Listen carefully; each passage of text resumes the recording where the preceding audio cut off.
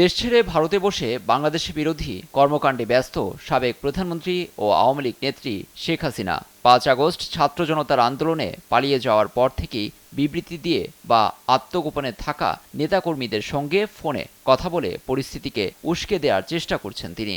এমন অভিযোগ বাংলাদেশের অন্তর্বর্তী সরকারের প্রধান উপদেষ্টা ডক্টর ইউনূসের, জানিয়ে voice of America, Al Jazeera সহ বিশ্বের একাধিক প্রভাবশালী আন্তর্জাতিক গণমাধ্যমে দেয়া সাক্ষাৎকারে বিষয়টি নিয়ে একাধিকবার তিনি ক্ষোভ প্রকাশ করেন।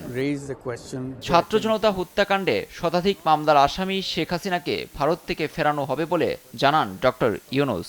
ভারতীয় সংবাদ মাধ্যম দ্য হিন্দুকে দেয়া সাক্ষাৎকারে তিনি একথা বলেন। তিনি আরও বলেন, বাংলাদেশে অস্থিতিশীল পরিস্থিতি তৈরি হোক এমনটাই চাচ্ছেন হাসিনা, ফলে প্রতিবেশী দেশটিতে বসেই নানা অপতৎপরতা চালাচ্ছেন এই সাবেক প্রধানমন্ত্রী।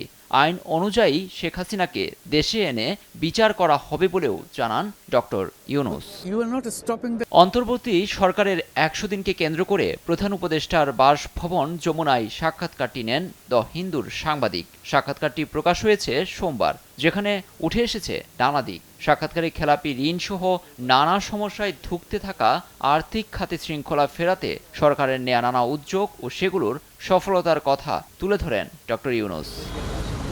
বাংলাদেশের সংখ্যালঘু দমনপীড়ন নিয়ে নির্বাচিত মার্কিন প্রেসিডেন্ট ডোনাল্ড ট্রাম্পের এক বিবৃতি উঠে আসে এই সাক্ষাৎকারে। এক প্রশ্নে ডক্টর ইউনূস বলেন, ট্রাম্প বাংলাদেশকে নিয়ে কোনো বিবৃতি দিয়েছে তা মনে হয় না। বাংলাদেশ সম্পর্কে ট্রাম্প ভালোভাবে অবহিত নন বলেও মনে করেন তিনি।